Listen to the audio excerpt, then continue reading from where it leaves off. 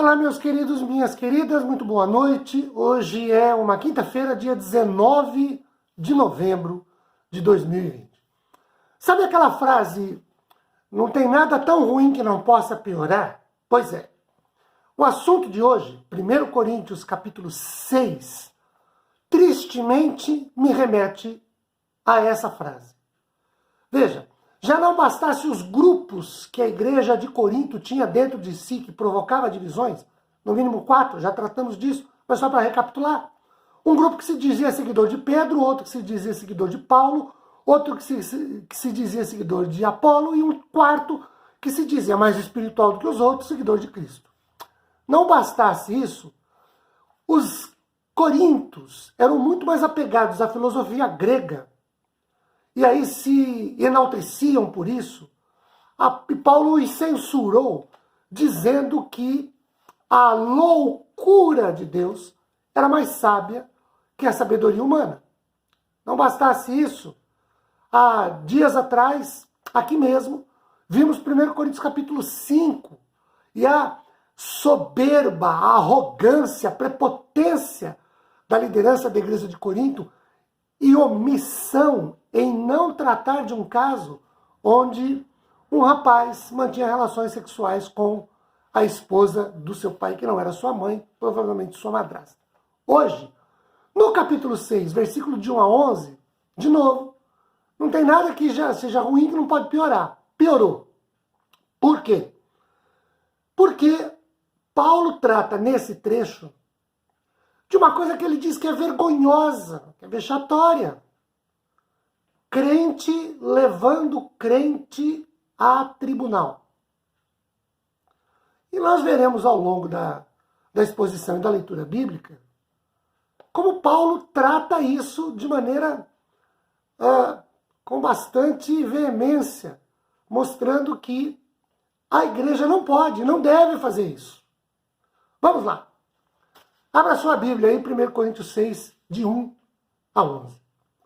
Nós temos a referência a um julgamento. Olha o verso 6. 1, desculpe.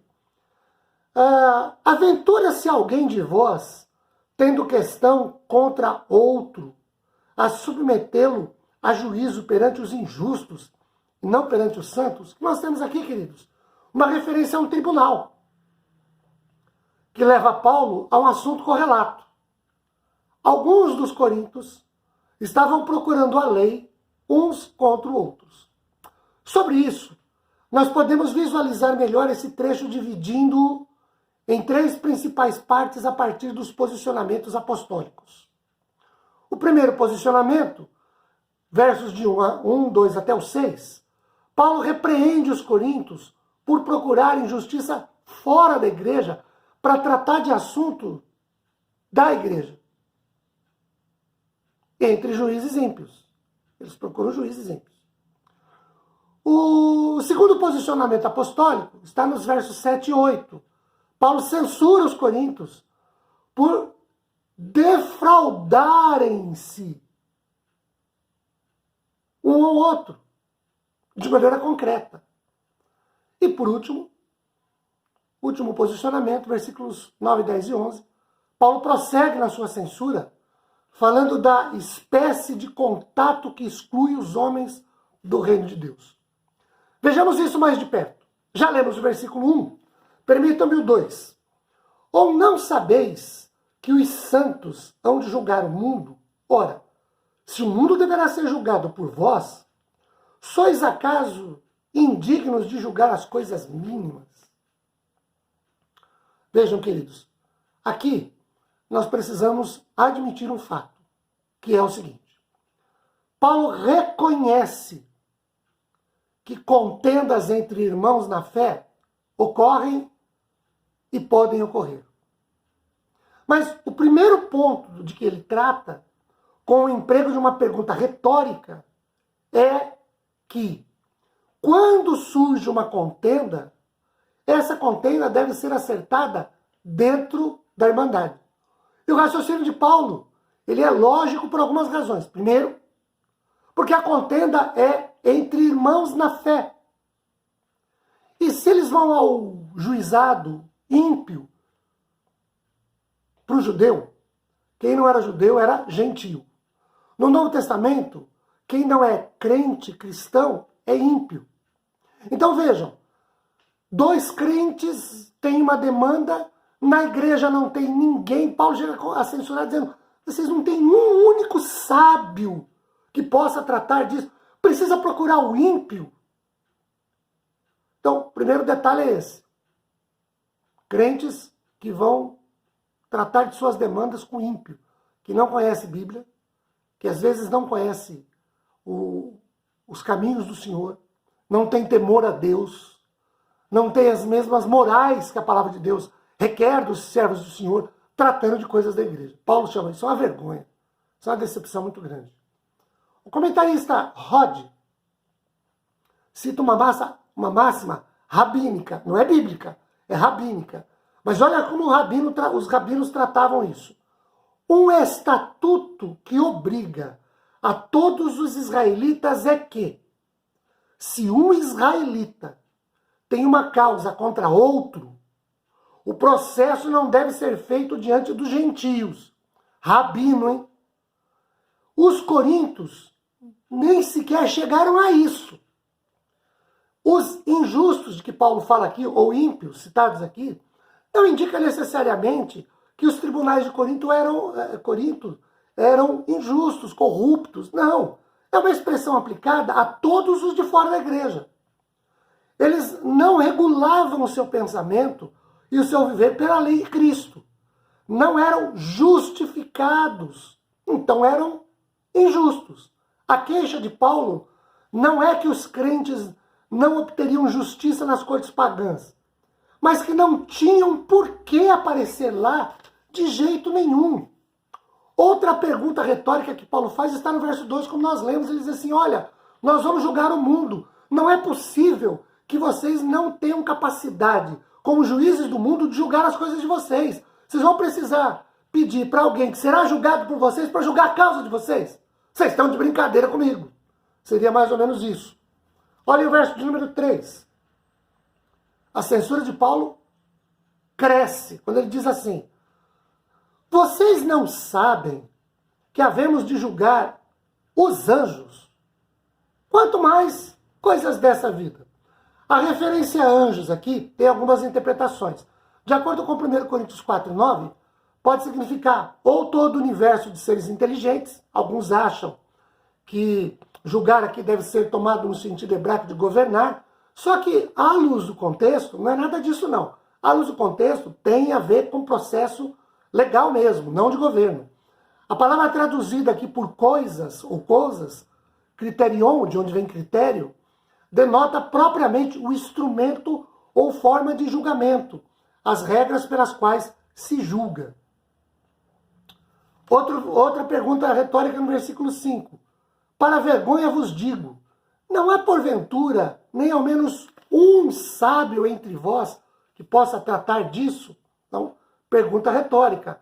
Anjos serão anjos caídos, evidentemente, serão julgados pelos salvos. E os salvos não têm capacidade de se acertar entre si, precisam recorrer aos ímpios, para que isso de alguma maneira possa melhorar. Olhem o versículo de número 7. Paulo diz assim, o só existir entre vós demandas já é completa derrota para vós outros. Queridos, o ponto que Paulo assinala aqui é que ir a juízo com um irmão já é incorrer em derrota, seja qual for o resultado do processo legal. Por isso ele diz, isso é derrota. Só de ir atrás, só de ter confusão entre irmãos que não podem se sentar e resolver isso entre si. E mais, não podem resolver isso dentro da igreja, precisa ir para fora. Isso é uma vergonha, isso é uma derrota. Não tem ganhador e perdedor, todos perdem. Inclusive a igreja perde muito. Porque as pessoas passam a olhar a igreja por conta dessa situação. Nos versículos de 8 a 11, nós temos os efeitos danosos que estão implícitos nos pronomes que Paulo, nos nomes que Paulo utiliza, e ele diz vós. Veja, O dano do corpo de Cristo, a igreja é o corpo de Cristo, não aos estranhos. Nós temos perguntas mordazes que Paulo faz aqui, dando a entender uma verdadeira vitória só poderia ser obtida preferindo-se sofrer a injustiça, o dano. Jesus aconselha os seus discípulos a voltar a outra face. Mateus 5,39. Disse-lhes que seriam açoitados judicialmente por sua túnica. Dessem a capa. Mateus 5,40. Mas os coríntios estavam longe disso. Olha o 9. No 9 ele diz assim: não sabeis que os injustos, lembrando, quem não é justo, é injusto. Quem não é justificado por Deus, salvo por Cristo, é injusto. Os injustos não herdarão o reino dos céus. Então eu procuro um ímpio, que não tem nada com Deus, que não tem nada com a palavra de Deus, que não tem nada de graça de Deus no seu coração, para ele julgar a minha causa com o irmão. Sabendo eu, pela Bíblia, como crente no Senhor, que eu vou julgar o mundo e vou julgar os anjos. E pior, eu estou procurando um ímpio para tratar de assunto da igreja. Paulo diz que isso já é uma grande derrota. E ele diz, vocês vão julgar os injustos e estão pedindo para os injustos julgar vocês? Ah, feia a coisa aí, hein? Pois é. Por isso a gente decidiu estudar Corinto. Ela se assemelha muito com as igrejas nossas. Paulo vai mais longe. Quando ele fala de julgar os injustos, ele diz assim, não vos enganeis, eles não herdarão o reino dos céus. Olha lá, ó, nem ímpios, idólatras, adúlteros, efeminados, sodomitas, ladrões, avarentos, bêbados, maldizentes, roubadores, nenhum deles herdará o reino do céu. E Paulo vai mais longe, ele diz assim, ó, vocês eram assim, mas vocês mudaram de vida, vocês foram lavados, justificados, regenerados. O Espírito Santo de Deus habita em vocês. Não é possível que vocês tenham que se envolver com pessoas desse tipo. Adúlteros aqui não são apenas pessoas que se envolvem casadas sexualmente com outras pessoas. Adúlteros não. Tem a ver com idolatria.